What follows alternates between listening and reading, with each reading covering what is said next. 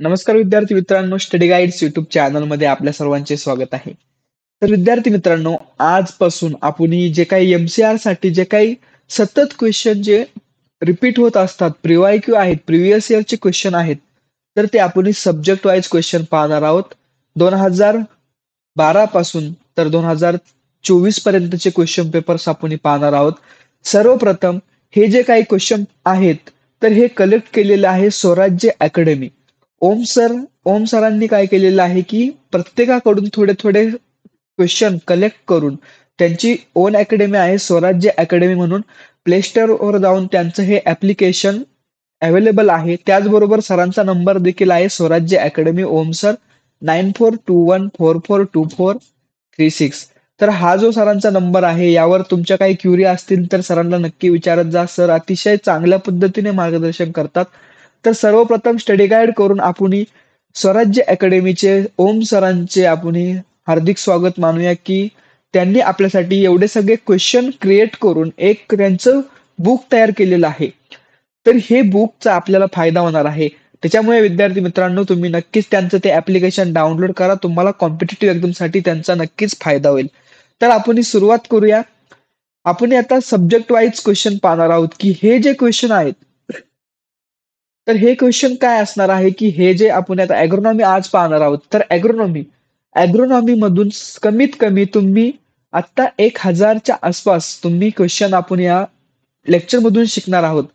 तर सर्वप्रथम तुम्हाला एक विनंती आहे की तुम्ही तुमचे पेन वही घेऊन बसा की जेणेकरून तुम्ही चांगल्या पद्धतीने तुमच्या हाताने रनिंग नोट्स काढत चाला. कारण ह्याच प्रिवायकी मधून काय होत असतं, ते क्वेश्चन असतात.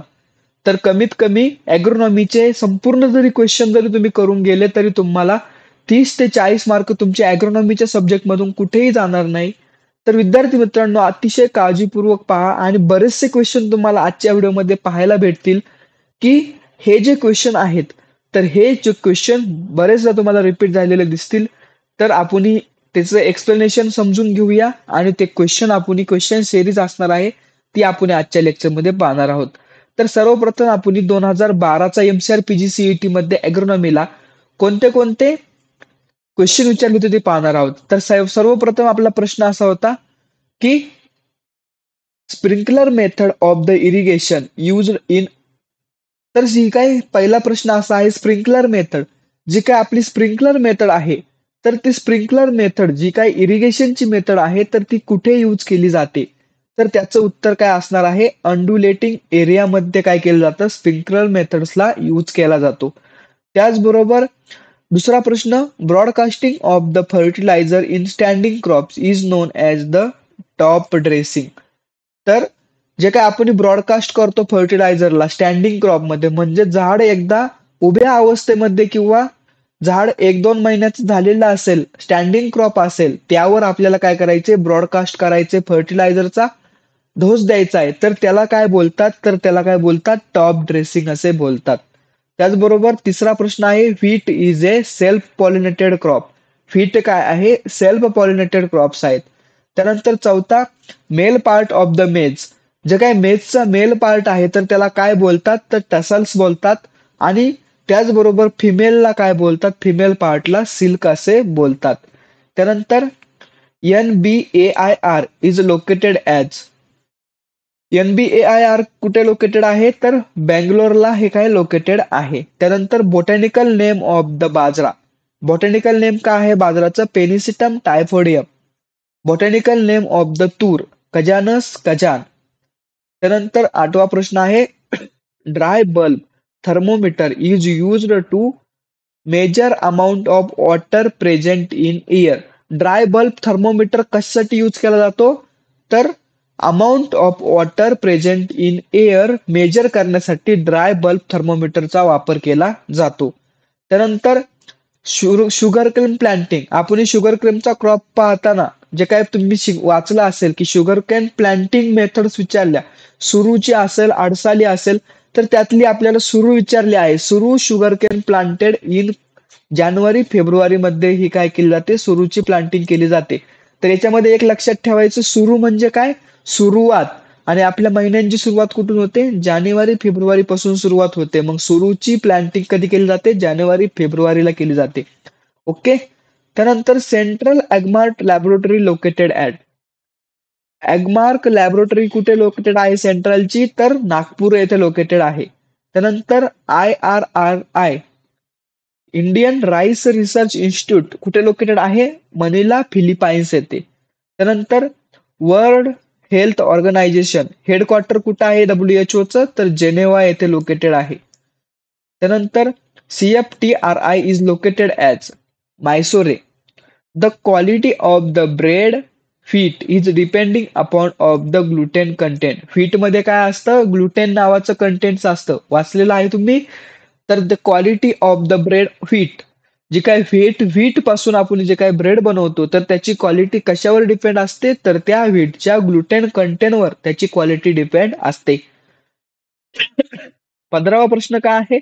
The most common species of the wheat cultivated in India. अशी कोणती स्पेसिस आहे व्हीटची जी काही कल्टिवेटेड इंडियामध्ये कल्टिवेटेड केली जाते? तर Triticum aestivum botanical name of the wheat ही जी काही स्पेसिस आहे तर ती जास्त करून इंडियामध्ये कल्टिवेटेड केली जाते. ओके. त्यानंतर pressure of the drip irrigation, जे काही ड्रीप इरिगेशन आहे तर त्याचं प्रेशर किती असतं? 1.5 ते 2.5 kg पर स्क्वेअर मीटर एवढं काय असतं? प्रेशर असतं ड्रीप इरिगेशनचं. त्यानंतर 17वा क्वेश्चन आहे osmotic pressure of the pure water is काय असतो? कायम लक्षात ठेवा 0. Osmotic pressure of the pure water is 0. त्यानंतर फॅमिली ऑफ द लिन्सीड. लिन्सीडची फॅमिली काय आहे? लिनासिया. नावातच आहे लिन्सीड, लिनासिया. 19वा क्वेश्चन आहे cultivation of the crop having annual rainfall less than 750 mm.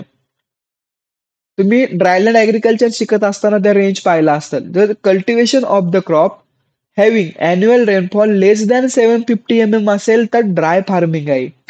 More than 750 असेल तर ड्रायलँड फार्मिंग असतं आणि मोर दॅन 1150 mm असेल तर रेनफेड फार्मिंग असतं. हे 3 पॉइंट्स आहेत. त्यातला ड्राय फार्मिंग विचारलेला आहे. त्यानंतर विचारलेला आहे MSCS चा फुल फॉर्म काय आहे? तर MSCS म्हणजे काय? तर मिनिमम सीड सर्टिफिकेशन स्टँडर्ड. काय आहे? मिनिमम सीड सर्टिफिकेशन स्टँडर्ड हा एक क्वेश्चन विचारला होता. त्यानंतर टाइम आयसोलेशन फॉलो इन, जे काय टाइम आयसोलेशन आहे तर ते कशामध्ये फॉलो केलं जातं? राईस क्रॉपमध्ये टाइम आयसोलेशन फॉलो केली जाते प्रोसेस. त्यानंतर व्हरायटल प्युरिटी इज डिटर्मिनिंग बाय, जे काय व्हरायटल प्युरिटी आहे तर ही काय डिटर्मिनिंग करते? तर जे काय आपण फील्ड टेस्ट करतो तर याला डिटरमाइन कोण करतं? Varietal purity is the determining by the field test. त्यानंतर 23वा प्रश्न आहे grow out test used for determination of genetical purity. आता पहा varietal purity is determined by the field test. Okay. आणि ग्रो आउट टेस्ट जी काय आहे? Grow out test used for determination of the genetical purity. तर genetical प्युरिटीसाठी काय आहे? Grow out test. आणि व्हरायटल प्युरिटीसाठी काय आहे? Field test. ह्या 2 डिफरन्स लक्षात ठेवा. त्यानंतर 24वा प्रश्न आहे a bund constructed on contour of the land is called as the contour bund. Okay.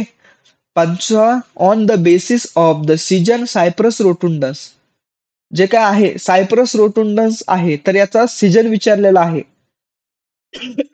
Cyprus रोटुंडन्स काय आहे? हे जे काय वीड आहे तर हे वीड काय आहे? पेरिडियल वीड आहे. त्यानंतर Lantana camara weed most found in the forest. यांनी विचारलं आहे की लॅन्टाना कॅमेरा हे जे काय वीड आहे तर हे मोस्टली कुठे आढळतं? तर हे वीड जे आहे तर ते फॉरेस्टमध्ये आढळतं. त्यानंतर 27वा प्रश्न आहे removal of the excess water from soil. त्याचं उत्तर काय आहे? ड्रेनेज. पाण्याचा काय करायचं? जे जास्त पाणी आहे त्याचा निचरा करायचा आपल्याला, त्यालाच काय बोलतात? ड्रेनेज असं बोलतात. Water use efficiency is measured in kg per hectare per centimetre. कशाने? वॉटर यूज इफिशियन्सी कशाने मेजर करतात? kg पर हेक्टर पर सेंटीमीटरने मेजर करतात. त्याचबरोबर फॅमिली ऑफ द रागी. रागीची फॅमिली काय आहे?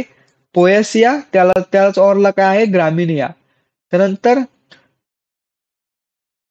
There is the 52 meteorological weeks in a year. तर त्यांनी विचारलं आहे की एका वर्षामध्ये मेट्रोलॉजिकल वीक्स किती असतात? तर लक्षात ठेवा 52 मेट्रोलॉजिकल वीक्स असतात इन ए इयर मध्ये.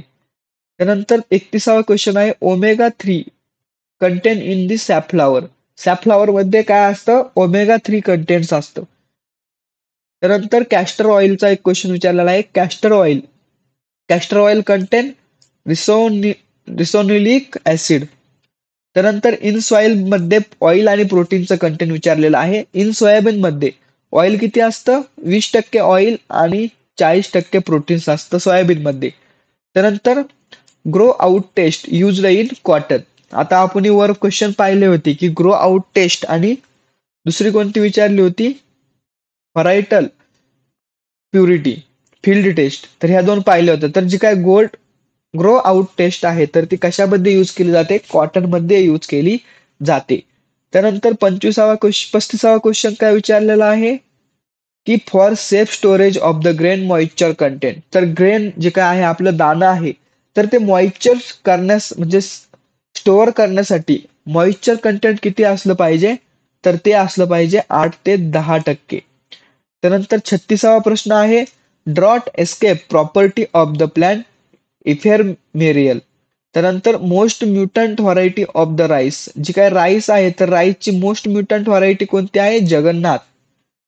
38वा question the quality of the seed require to sown in 1 hectare area.